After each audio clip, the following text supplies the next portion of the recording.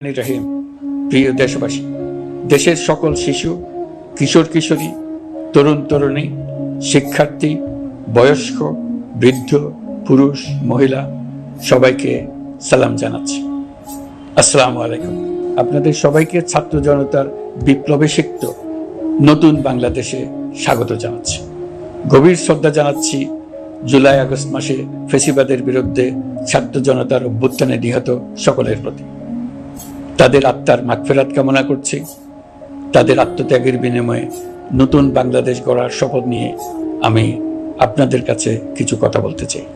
শরণার্থীকালের ভয়াবহ বন্যায় যারা মৃত্যুবরণ করেছেন, যারা অসুস্থ হয়ে পড়েছেন বা যারা সর্বস্ব হারিয়েছেন, যারা দুঃসহ জীবন যাপন করছেন, তাদের স্মরণে রেখে আজকের কথাগুলো বলছি। বন্যা দুর্গতদের জীবন দ্রুত স্বাভাবিক করার জন্য যাবতীয় উদ্যোগ সরকারি বেসরকারি পর্যায়ে নেবার আয়োজন করেছি। ভবিষ্যতে সকল ধরনের বন্যা প্রতিরোধে আমাদের আভ্যন্তরীণ এবং প্রতিবেশীদের সঙ্গে যাতে যৌথভাবে নেওয়া যায় সে আলোচনা শুরু করেছে। প্রিয় দেশবাসী, আপনারা জানেন বিপ্লবী ছাত্র জনতা জাতির এই ক্রান্তি লগ্নে আমাকে এক গুরু দায়িত্ব অর্পণ করেছে। তারা নতুন এক বাংলাদেশ গড়তে চায়। নতুন প্রজন্মের এই গভীর আকাঙ্ক্ষাকে বাস্তবে রূপ দেওয়ার সংগ্রামে আমি একজন সহযোদ্ধা হিসেবে তাদের সঙ্গে যোগ দিয়েছি। দেশের সকল বয়সের, সকল পেশার, সকল মতের, সকল ধর্মের সবাইকে বিনা দ্বিধায় এই সংগ্রামে যোগ দেওয়ার আহ্বান জানাচ্ছি।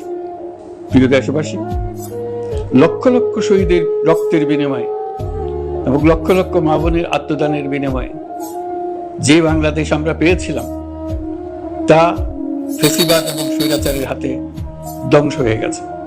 আপনারা দেখেছেন আমাদের প্রতিটি প্রতিষ্ঠানকে তারা কিভাবে শেষ করেছে। দেশের রন্ধ্রে রন্ধ্রে ঢুকে গেছে দুর্নীতি।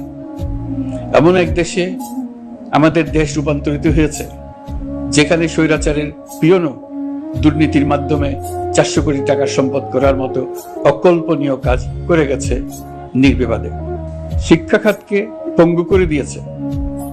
ব্যাংকিং ও শেয়ার বাজার খাতে লুটপাট, প্রকল্প ব্যয়ে বিশ্ব রেকর্ড, অবাধ সম্পদ পাচার, আইন শৃঙ্খলা রক্ষাকারী সংস্থাকে নিজ দলের পুতুলে রূপান্তর, বাক স্বাধীনতা হরণ, মানবাধিকার হরণ, এসবই হিমশৈলের অগ্রভাগ মাত্র। ক্ষমতা কুক্ষিগত করতে ফ্যাসিবাদী সরকার খর্ব করেছে জনগণের সাংবিধানিক ক্ষমতা ও অধিকার। দুঃশাসন, দুর্নীতি, অন্যায়, অবিচার, নিপীড়ন, বিচারের নামে প্রহসনের মাধ্যমে জনসুরক্ষা বিপন্ন করেছে। জনগণকে নির্যাতন, বঞ্চনা ও বৈষম্যের মুখোমুখি দাঁড় করিয়ে দিয়েছে। নতুন প্রজন্মের মানুষ সহ কোটি কোটি মানুষের ভোটাধিকারকে বছরের পর বছর হরণ করেছে। মানুষের এগিয়ে যাওয়ার পথে সকল ধরনের প্রতিবন্ধকতা তৈরি করে স্বৈরাচার তার নিজের, পরিবারের ও দলের কিছু মানুষের হাতে দেশের মালিকানা তুলে দিয়েছে। প্রিয় দেশবাসী, কিন্তু এই দ্বার প্রান্তে দাঁড়িয়েই আমাদের গড়তে হবে স্বপ্নের বাংলাদেশ। বৈষম্যহীন, শোষণহীন, কল্যাণময় এবং মুক্ত বাতাসের রাষ্ট্রের যে স্বপ্ন নিয়ে ছাত্র জনতা আন্দোলনে ঝাঁপিয়ে পড়েছিল, আমি তাদের সেই স্বপ্ন পূরণে অঙ্গীকারবদ্ধ। আপনাদের সবাইকে এই শুভলগ্নে তাদের স্বপ্ন পূরণে সমস্ত শক্তি নিয়ে এগিয়ে আসার আহ্বান জানাচ্ছি। তাদের স্বপ্ন আমাদের স্বপ্ন। জাতীয় জীবনে তরুণরা একটা মহা সুযোগ সৃষ্টি করে দিয়েছে। আমরা সবাইকে সুযোগ ব্যবহার করার কাজে এগিয়ে আসতে আহ্বান জানাচ্ছি। গণরোষের মুখে ফ্যাসিবাদী সরকার প্রধান দেশ ত্যাগ করার পর আমরা এমন একটি দেশ গড়তে চাই যেখানে প্রতিটি নাগরিকের মানবাধিকার থাকবে পুরোপুরি সুরক্ষিত। আমাদের লক্ষ্য একটাই, উদার, গণতান্ত্রিক, বৈষম্যহীন, অসাম্প্রদায়িক বাংলাদেশ। আমরা এক পরিবার, আমাদের এক লক্ষ্য। কোনো ভেদাভেদ যেন আমাদের স্বপ্নকে ব্যাহত করতে না পারে, সেজন্য আমরা প্রতিজ্ঞাবদ্ধ। বর্তমান সরকারের দায়িত্ব গ্রহণের মাত্র 2 সপ্তাহ শেষ হল। কর্মযাত্রার প্রথম পর্যায়ে রাষ্ট্র সংস্কারের কাজে আপনাদের কাছ থেকে যে সমর্থন পাচ্ছি সেজন্য আন্তরিক ধন্যবাদ। আমরা অনুধাবন করছি যে আমাদের কাছে আপনাদের প্রত্যাশা অনেক, এই প্রত্যাশা পূরণে আমরা বদ্ধপরিকর। যদিও দীর্ঘদিনের গণতন্ত্রহীনতা, 15 বছরের ফেসিবাদী শাসন ব্যবস্থা প্রায় প্রতিটি ক্ষেত্রেই আমাদের জন্য পর্বতসম চ্যালেঞ্জ রেখে গিয়েছে, কিন্তু এই চ্যালেঞ্জ গ্রহণে আমরা প্রস্তুত। আজ আমি সরকারের পক্ষ থেকে আপনাদের দোয়া ও সহযোগিতা কামনা করতে আপনাদের সামনে এসেছি। শুধু আমি বলবো, আপনাদের একটু ধৈর্য ধরতে হবে। এখনই সব দাবি পূরণ করার জন্য জোর করা, প্রতিষ্ঠানে ঢুকে ব্যক্তিবিশেষকে হুমকির মধ্যে ফেলা, মামলা গ্রহণের জন্য চাপ সৃষ্টি করা, বিচারের জন্য গ্রেফতারকৃত ব্যক্তিকে আদালতে হামলা করে আগেই এক ধরনের বিচার করে ফেলার যে প্রবণতা, তা থেকে বের হতে হবে। ছাত্র জনতার বিপ্লবের গৌরব ও সম্ভাবনা এসব কাজে ম্লান হয়ে যাবে। নতুন বাংলাদেশ গড়ার প্রচেষ্টা হইতে ব্যাহত হবে। রাতারাতি এই পরিস্থিতি থেকে উত্তরণ কঠিন। নড়বড়ে এক কাঠামো, আমি বরং বলবো জনস্বার্থের বিপরীতমুখী এক কাঠামোর উপর দাঁড়িয়ে আমাদেরকে দেশ পুনর্গঠনের কাজে হাত দিতে হয়েছে। আমরা এখান থেকেই বাংলাদেশকে এমনভাবে করতে চাই যেন এদেশে জনগণই সত্যিকার অর্থে সকল ক্ষমতার উৎস হয়, বিশ্ব দরবারে একটি মানবিক ও কল্যাণকর রাষ্ট্র হিসেবে সমাদৃত হয়। তরুণ প্রজন্ম, শিক্ষার্থী ও জনতার আত্মত্যাগের প্রতি সম্মান জানাতে রাষ্ট্র সংস্কারের কাজে সফল আমাদের হতেই হবে, এর আর কোনো বিকল্প নেই। প্রিয় দেশবাসী, আপনারা ইতিমধ্যে জেনেছেন জুলাই আগস্ট মাসে গণ অভ্যুত্থানে বল প্রয়োগ ও হতাহতের যে দুঃসহ ঘটনা ঘটানো হয়েছে তার স্বচ্ছ তদন্ত করতে জাতিসংঘের মানবাধিকার কমিশনের প্রধানকে বাংলাদেশে এসে তাদের তদন্ত শুরু করতে আমরা আমন্ত্রণ জানিয়েছি। তদন্তের এই প্রক্রিয়া এই সপ্তাহে শুরু হবে। তাদের প্রথম দল ইতিমধ্যে এসে গেছে। আমরা ইতিমধ্যে ছাত্র জনতার বিপ্লবকে নস্যাৎ করতে যে শত শত মিথ্যা ও হয়রানিমূলক মামলা দায়ের করা হয়েছিল তার অধিকাংশ প্রত্যাহার করেছি এবং আটক ছাত্র জনতার মুক্তি লাভের ব্যবস্থা করেছে। পর্যায়ক্রমে মিথ্যা ও গায়েবী সকল মামলার ক্ষেত্রে অনুরূপ ব্যবস্থা গ্রহণ করে মানুষকে দুঃসহ ভোগান্তি থেকে মুক্ত করা হবে। ন্যায় বিচার নিশ্চিত করতে গণ অভ্যুত্থানের সকল শহীদ পরিবারকে পুনর্বাসন করবে। সকল আহত শিক্ষার্থী ও জনতার চিকিৎসার সম্পূর্ণ ব্যয় সরকার বহন করবে। সেই লক্ষ্যে স্বাস্থ্য মন্ত্রণালয়ের নেতৃত্বে উপদেষ্টা পরিষদে বৈষম্য বিরোধী ছাত্র আন্দোলনের প্রতিনিধিত্বকারী 2 জন উপদেষ্টার সহায়তায় একটা পূর্ণাঙ্গ তালিকা প্রস্তুত করা হচ্ছে। এই কার্যক্রমের জন্য এবং গণ অভ্যুত্থানের শহীদদের স্মৃতি ধরে রাখতে সরকার অতি দ্রুত জুলাই গণহত্যা স্মৃতি ফাউন্ডেশন নামে একটি ফাউন্ডেশন প্রতিষ্ঠা করার প্রক্রিয়ার শেষ পর্যায়ে এনেছে। আপনাদের সবার এবং বিদেশে অবস্থানরত ভাই বোনদের অনুদান এই প্রতিষ্ঠানে পাঠানোর জন্য অনুরোধ করছি। আমি ব্যক্তিগতভাবে এই প্রতিষ্ঠানের চেয়ারম্যানের পদ গ্রহণ করেছি। প্রিয় দেশবাসী, আপনারা লক্ষ্য করেছেন দায়িত্ব গ্রহণ করেই আমাদেরকে আইন শৃঙ্খলা অঙ্গনে অস্থির পরিস্থিতি সামাল দিতে হয়েছে। আপনাদের সহযোগিতা ও সমর্থনে দেশপ্রেমিক সকল আইন শৃঙ্খলা রক্ষাকারী বাহিনী কাজে যোগ দিয়েছে। ফ্যাসিবাদী সরকার প্রশাসনের চরম দলীয়করণ করার ফলে বিপুল সংখ্যক কর্মকর্তা কর্মচারী দীর্ঘদিন বৈষম্যের শিকার হয়েছেন। আমরা ইতিমধ্যে সংশোধনমূলক ব্যবস্থা গ্রহণ করতে আরম্ভ করেছি, তবে প্রশাসনকে গতিশীল রাখতে এবং একই সাথে সুনির্দিষ্ট পদ্ধতি অনুসরণ করে সঠিক সিদ্ধান্তে উপনীত হতে সময় প্রয়োজন। সেজন্য সকলকে ধৈর্য ধরার অনুরোধ করছি। প্রশাসনের সকল ক্ষেত্রে প্রতিষ্ঠানগুলো যেন জনগণের আস্থা ফিরে পায়, সেটি আমাদের অন্যতম উদ্দেশ্য। লুটপাট ও দুর্নীতির আখড়ায় পরিণত করা ব্যাংকিং খাতে সুশাসন নিশ্চিত করার জন্য আমরা উদ্যোগ নিয়েছি। এই খাতে দক্ষ জনবল নিয়োগ দেওয়া হচ্ছে। ব্যাংকিং খাতে শৃঙ্খলা স্থাপন, ব্যবসা বাণিজ্যে সহায়ক পরিবেশ তৈরি এবং জনগণের জীবনযাপন সহজ করতে নিত্য প্রয়োজনীয় দ্রব্যমূল্য ও মূল্যস্ফীতি নিয়ন্ত্রণে আনার আমরা উদ্যোগ সচল করেছি। ব্যাংকিং খাতে দীর্ঘমেয়াদী সংস্কারের জন্য ব্যাংক কমিশন গঠন করা হবে। আর্থিক খাতে সার্বিক পরিস্থিতি ও সংস্কার বিষয়ে একটি রূপকল্প তৈরি করা হবে, যা দ্রুত জনসমক্ষে প্রকাশ করা হবে। শেয়ার বাজার, পরিবহন খাত সহ যেসব ক্ষেত্রে চরম বিশৃঙ্খলা বিরাজ করছে তা নিরসনের দ্রুত পদক্ষেপ নেওয়া হচ্ছে। বিচার বিভাগকে দুর্নীতি ও দলীয় প্রভাব মুক্ত করতে কার্যক্রম শুরু হয়েছে। একটি সুনির্দিষ্ট প্রক্রিয়ার মধ্য দিয়ে বিচার বিভাগের স্বাধীনতা ও জবাবদিহিতা নিশ্চিত করার উদ্যোগ নেওয়া হয়েছে।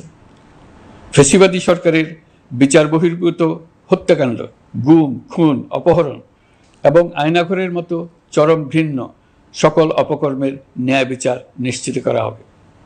এসব অপকর্মের সঙ্গে জড়িত সকলের বিচার নিশ্চিত করা হবে। তালিকা প্রস্তুত করে মিথ্যা মামলা প্রত্যাহার করা হবে। দুর্নীতি ও সম্পদ পাচারের বিচার করা হবে। আইন শৃঙ্খলার ক্ষেত্রে জনমুখী ও দলীয় প্রভাবমুক্ত জবাবদিহিমূলক কাঠামো সৃষ্টির লক্ষ্যে পুলিশ কমিশন গঠন করা হবে।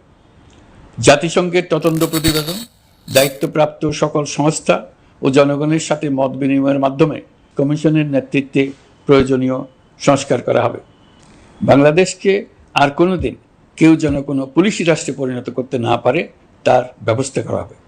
তথ্যের অবাধ প্রবাহ ও গণমাধ্যমের স্বাধীনতা নিশ্চিত করা হবে।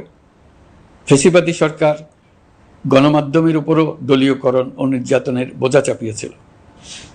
জনগণের তথ্যের অধিকার নিশ্চিত করতে আমরা প্রতিশ্রুতিবদ্ধ। তথ্যের প্রবাহে বিদ্যমান আইনি ও অন্যান্য বাধা অপসারণ করা হবে। মত প্রকাশের স্বাধীনতা বাধাগ্রস্ত করে এমন সব আইনের নিপীড়নমূলক ধারা সংশোধন করা হবে। ইতিমধ্যে এই ধরনের আইনগুলো চিহ্নিত করে এই প্রক্রিয়া শুরু করা হয়েছে। বিদেশি সংবাদকর্মীদের এদেশে আসার পর যে অলিখিত নিষেধাজ্ঞা ছিল, ইতিমধ্যে আমরা তা তুলে নিয়েছি। বিদেশি সাংবাদিকদের দ্রুত ভিসা দিতে সংশ্লিষ্ট কর্মকর্তাদের নির্দেশ দেওয়া হয়েছে। আমরা আশা করি পরিবর্তিত পরিস্থিতিতে গণমাধ্যম কর্মীরা নিরপেক্ষ সাংবাদিকতা চালিয়ে যাবেন। শিক্ষাক্ষেত্রে চরম নৈরাজ্য প্রতিষ্ঠিত করে গেছে বিগত সরকার। আমরা তার পূর্ণাঙ্গ সংস্কারের উদ্যোগ নেব। এটা আমাদের অন্যতম অগ্রাধিকার। আপনারা জানেন, দায়িত্ব গ্রহণের পর দ্রুততম সময়ের মধ্যে সকল শিক্ষা প্রতিষ্ঠান খুলে দেওয়া হয়েছে। শিক্ষার্থীদের জন্য সৃজনশীল, নিরাপদ ও ভীতিমুক্ত পরিবেশ নিশ্চিত করা আমাদের অঙ্গীকার। একই সাথে পাঠ্যক্রমকে যুগোপযোগী করার কাজও দ্রুত শুরু করা হবে। গণতন্ত্রকে সুসংহত করতে স্থানীয় সরকার প্রতিষ্ঠানগুলোকে শক্তিশালী করা হবে এবং ক্ষমতার বিকেন্দ্রীকরণ নিশ্চিত করা হবে। ছাত্র জনতার গণঅভ্যুত্থানকে সফল পরিণতি দিতে প্রশাসন, বিচার বিভাগ, নির্বাচন কমিশন ও নির্বাচনী ব্যবস্থা, আইন শৃঙ্খলা খাত এবং তথ্য প্রবাহে প্রয়োজনীয় সংস্কার সম্পূর্ণ করে অবাধ ও সুষ্ঠু অংশগ্রহণমূলক নির্বাচন আয়োজন করা হবে। এর লক্ষ্য হবে দুর্নীতি, লুটপাট, গণহত্যার বিরুদ্ধে একটি জবাবদিহিতামূলক রাজনৈতিক বন্দোবস্তের সূচনা। বর্তমান সরকার দুর্নীতির বিরুদ্ধে স্পষ্ট অবস্থান গ্রহণ করেছে। আমাদের সকল উপদেষ্টা দ্রুততম সময়ের মধ্যে তাদের সম্পদের বিবরণ প্রকাশ করবেন। পর্যায়ক্রমে এটা সকল সরকারি কর্মকর্তাদের ক্ষেত্রেও নিয়মিত এবং বাধ্যতামূলক করা হবে। রাষ্ট্রীয় পর্যায়ে দুর্নীতির বিরুদ্ধে ব্যবস্থা গ্রহণে সংবিধানের ৭৭ অনুচ্ছেদে প্রতিশ্রুত ন্যায়পাল নিয়োগে অধ্যাদেশ প্রণয়ন করা হবে। এবার কৃষি খাতের কথা একটু বলে। কৃষি নির্ভর বাংলাদেশে কৃষকের স্বার্থ যেন সুরক্ষিত থাকে, কৃষক যেন তার উৎপাদিত পণ্যের ন্যায্য মূল্য পায়, তা নিশ্চিত করা হবে। প্রবাসী শ্রমিকরা যেভাবে বৈষম্য বিরোধী ছাত্র জনতার আন্দোলনকে সমর্থন দিয়েছে, মুক্তিকামী জনগণ তা কৃতজ্ঞ চিত্তে স্মরণ করে। তাদের প্রতি সকল পর্যায়ে সম্মানজনক আচরণ নিশ্চিত করা হবে। বাংলাদেশের স্বাস্থ্য খাত অন্যতম দুর্নীতিগ্রস্ত খাত। জনগণের জন্য পর্যাপ্ত স্বাস্থ্যসেবা নিশ্চিত করার লক্ষ্যে স্বাস্থ্য খাতে প্রয়োজনীয় সংস্কার করা হবে। এই খাতে সংশ্লিষ্ট সকলকে জবাবদিহিতার আওতায় আনা হবে। হাসপাতালগুলোকে আধুনিকায়নের উদ্যোগ নেওয়া হবে এবং সেখানে সরকারি ডাক্তার সহ বিশেষজ্ঞদের নিয়মিত উপস্থিতি নিশ্চিত করা হবে। স্বাস্থ্যসেবা যাতে নির্দিষ্ট কিছু অঞ্চলে কেন্দ্রীভূত না থাকে, দেশের সব অঞ্চলের মানুষ সমান স্বাস্থ্যসেবা পায়, সে লক্ষ্যে প্রয়োজনীয় উদ্যোগ নিতে আমরা বদ্ধপরিকর। বর্তমান প্রজন্ম অনেক বেশি সচেতন। বিশ্বের বিভিন্ন প্রান্তে ঘটে যাওয়া পরিবর্তন বিষয়ে তারা ওয়াকিবহাল শুধু নয়, তারা নেতৃত্ব দিচ্ছে। তারা যে উন্নয়নের স্বপ্ন দেখে তা টেকসই এবং পরিবেশ বান্ধব, প্রকৃতি ধ্বংসকারী উন্নয়ন নয়। শুধু জিডিপি একটি দেশের উন্নয়নের মাপকাঠি হতে পারে না। নদী, নালা, খাল, বিল দূষিত করে যে উন্নয়ন হয় তা দীর্ঘমেয়াদী টেকসই নয়। জীবাশ্ম জ্বালানির বিরুদ্ধে পরিবেশবাদীদের সাথে আমাদের সরকারের অবস্থান সামঞ্জস্যপূর্ণ। জলবায়ু পরিবর্তন রোধ করতে এবং আগামী প্রজন্মের জন্য সুস্থ একটা পৃথিবী রেখে যেতে কার্বন নিঃসরণ শূন্যের কোঠায় নামিয়ে আনার বিকল্প নেই। আমাদের সরকার পরিবেশ ও জলবায়ু রক্ষায় সর্বোচ্চ গুরুত্ব দেবে। এই কার্যক্রমে তরুণ সম্প্রদায়কে সম্পৃক্ত করা হবে। ইতোমধ্যে বিভিন্ন রাষ্ট্র ও জাতিসংঘ বর্তমান সরকারের কর্মসূচির প্রতি সমর্থন ব্যক্ত করেছে। আমরা সকল রাষ্ট্রের সাথে বন্ধুত্বপূর্ণ সম্পর্ক বজায় রাখব। আমাদের পররাষ্ট্রনীতির ভিত্তি হবে পারস্পরিক আস্থা, বিশ্বাস ও সহযোগিতা। আমরা মানবাধিকার আইন সহ সকল আন্তর্জাতিক আইনের প্রতি শ্রদ্ধাশীল। আমাদের পক্ষ থেকে গুম বিষয়ক আন্তর্জাতিক চুক্তির পক্ষরাষ্ট্র হওয়া সহ বিভিন্ন পদক্ষেপ নেওয়া হয়েছে। ইতিমধ্যে পক্ষভুক্ত এমন সকল আঞ্চলিক ও দ্বিপাক্ষিক চুক্তি ও সমঝোতা বাস্তবায়ন করে যাব।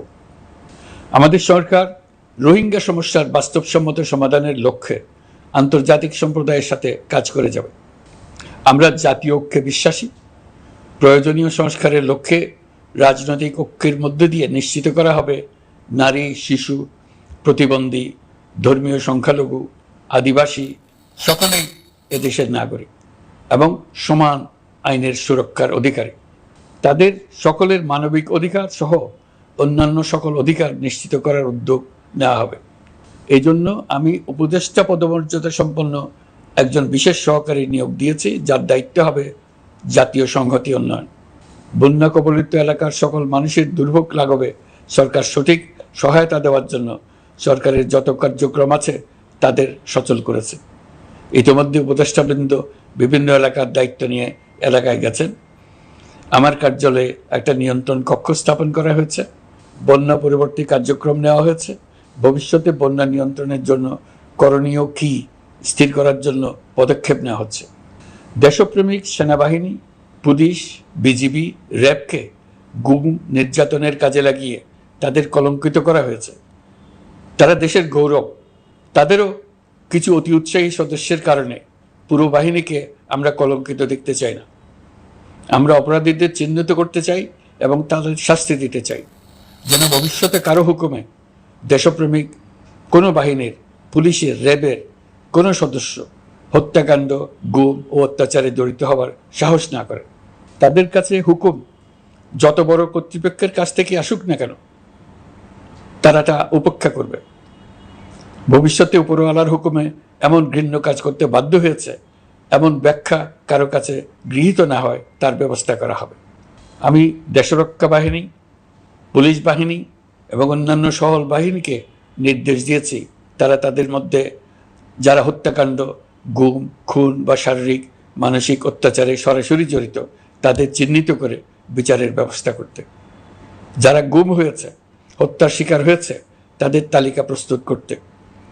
তাদের পরিবার সমূহকে সান্ত্বনা দেওয়ার ভাষা আমার নাই। তাদের জীবনে শান্তি ফিরিয়ে আনতে আমরা প্রচেষ্টা অব্যাহত রাখব। আমি সকল দেশরক্ষা বাহিনী ও আইনশৃঙ্খলা বাহিনীকে তাদের উপর জনগণের সম্পূর্ণ আস্থা ফিরিয়ে আনতে সকল পদক্ষেপ গ্রহণ করতে নির্দেশ দিয়েছি। গত 15 বছরের দুর্নীতি, অর্থ পাচার ও জনস্বার্থ বিরোধী চুক্তি স্বাক্ষর, প্রকল্পের নামে লুটপাট ইত্যাদি তথ্য নিয়ে একটি শ্বেতপত্র প্রণয়নের জন্য আমি ইতিমধ্যে একটি কমিটি গঠন করেছি।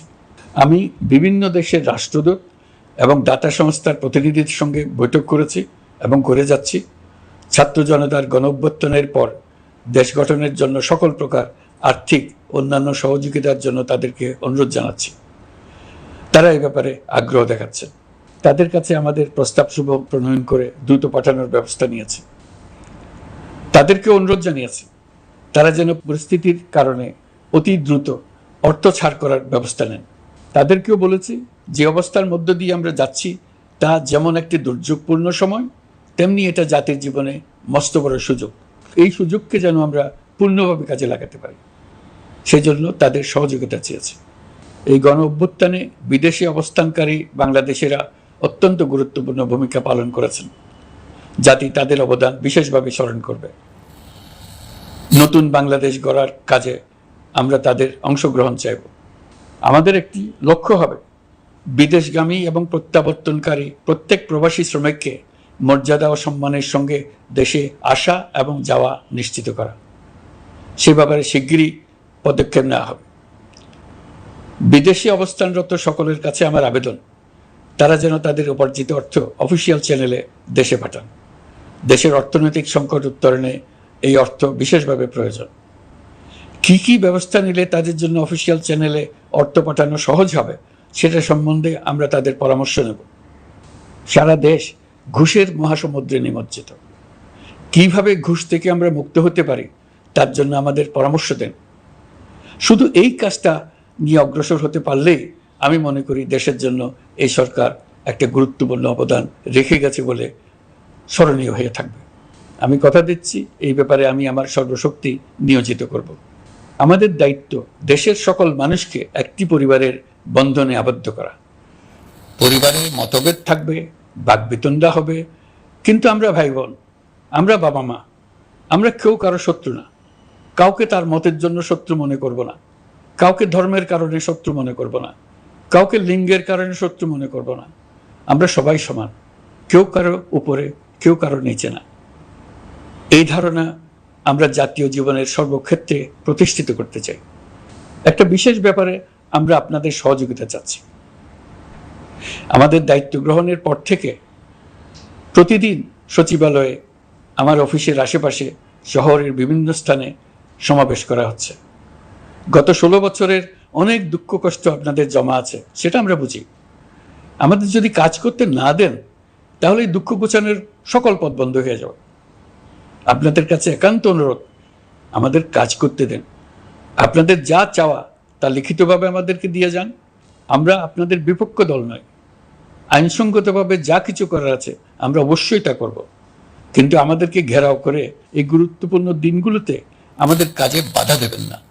সবাই মিলে তাদের বোঝান, তারা যেন এই সময়ে তাদের অভিযোগের প্রতি দৃষ্টি আকর্ষণের জন্য আমাদের দৈনন্দিন গুরুত্বপূর্ণ কাজে বাধা না দেন। একটা বিষয়ে সবাই জানতে আগ্রহী, কখন আমাদের সরকার বিদায় নেবে। এটার জবাব আপনাদের হাতে। কখন আপনারা আমাদেরকে বিদায় দেবেন? আমরা কেউ দেশ শাসনের মানুষ নই। আমাদের নিজ নিজ পেশায় আমরা আনন্দ পাই। দেশের সংকটকালে ছাত্রদের আহ্বানে আমরা এই দায়িত্ব গ্রহণ করেছি। আমরা সমস্ত শক্তি দিয়ে এই দায়িত্ব পালন করব। আমাদের উপদেষ্টা মণ্ডলীও এই লক্ষ্যে উদ্বুদ্ধ হয়ে সবাই মিলে একটা টিম হিসেবে কাজ করে যাচ্ছি। কখন নির্বাচন হবে সেটা সম্পূর্ণ রাজনৈতিক সিদ্ধান্ত, আমাদের সিদ্ধান্ত নয়। দেশবাসীকে ঠিক করতে হবে আপনারা কখন আমাদেরকে ছেড়ে দেবেন। আমরা ছাত্রদের আহ্বানে এসেছি, তারা আমাদের প্রাথমিক নিয়োগকর্তা। দেশের আপামর জনসাধারণ আমাদের নিয়োগ সমর্থন করেছে। আমরা ক্রমাগতভাবে সবাইকে বিষয়টি স্মরণ করিয়ে যাব, যাতে হঠাৎ করে এই প্রশ্ন উত্থাপিত না হয় আমরা কখন যাব। তারা যখনই বলবে আমরা চলে যাব। আমরা সংস্কারের অংশ হিসেবে নির্বাচন কমিশনকেও সংস্কার করব। কমিশনকে যে কোনো সময় আদর্শ নির্বাচনের জন্য প্রস্তুত রাখব। আমরা বিভিন্ন সংস্কারের কাজ শুরু করেছি। দেশবাসীকে অনুরোধ করব একটা আলোচনা শুরু করতে। আমরা সর্বনিম্ন কি কি কাজ সম্পূর্ণ করে যাব, কি কি কাজ মোটামুটি করে গেলে হবে। এই আলোচনার মাধ্যমে আমরা একটা দিক নির্দেশনা পেতে পারি। তবে চূড়ান্ত সিদ্ধান্ত রাজনৈতিক সিদ্ধান্ত, সেটা রাজনৈতিক আলোচনা থেকেই আসবে। এই দিক নির্দেশনা না পেলে আমরা দাতা সরকার এবং আন্তর্জাতিক অর্থনৈতিক প্রতিষ্ঠানসমূহের সঙ্গে আলোচনায় দৃঢ়তার সঙ্গে অগ্রসর হতে পারছি না। আমি নিশ্চয়তা দিচ্ছি, আমরা আমাদের পক্ষ থেকে মেয়াদ বৃদ্ধির কোনো প্রশ্ন তুলব না। আমরা আপনাদের সকলের দোয়া চাই। যেই কদিন আছি সেই সময়টুকু উপদেষ্টা মণ্ডলীর প্রত্যেকে নিজ নিজ সাধ্যমতো দেশের এই সংকটকালে সংকট উত্তরণে যেন নিজ নিজ মেধা সাধ্যমতো কাজে লাগাতে পারে। নতুন বাংলাদেশ গড়ার যে সুযোগ ছাত্র জনতার রক্তের বিনিময়ে আমরা অর্জন করলাম, আমরা আমাদের মতানৈক্যের কারণে সেটা যেন হাতছাড়া করে না ফেলে। এটা আমরা নিশ্চিত করতে চাই। এই সুযোগ এবার হারিয়ে ফেললে আমরা জাতি হিসেবে পরাজিত হয়ে যাব। শহীদ, আহত এবং জীবিত ছাত্র জনতার কাছে আমরা প্রতিজ্ঞাবদ্ধ থাকতে চাই। আমরা এই অর্জনকে কিছুতেই হারিয়ে যেতে দেব না। যে সুযোগ তারা আমাদেরকে দিয়েছে তার মাধ্যমে আমাদের দেশকে পৃথিবীর একটি শ্রদ্ধেয়, সকল দিকে দৃষ্টান্ত স্থাপনকারী দেশে পরিণত করতে আমরা শপথ নিয়েছি। সবশেষে আবারও আমাদের দেশের সকল মানুষ, শিশু, কিশোর কিশোরী, তরুণ তরুণী, বয়স্ক, বৃদ্ধ, নারী, পুরুষ সবার কাছে দোয়া চাইছি যেন আমরা আমাদের সকলের স্বপ্ন বাস্তবায়নে সফল হই। আল্লাহ আমাদের সহায় হন, আমাদের সবার মঙ্গল করুন।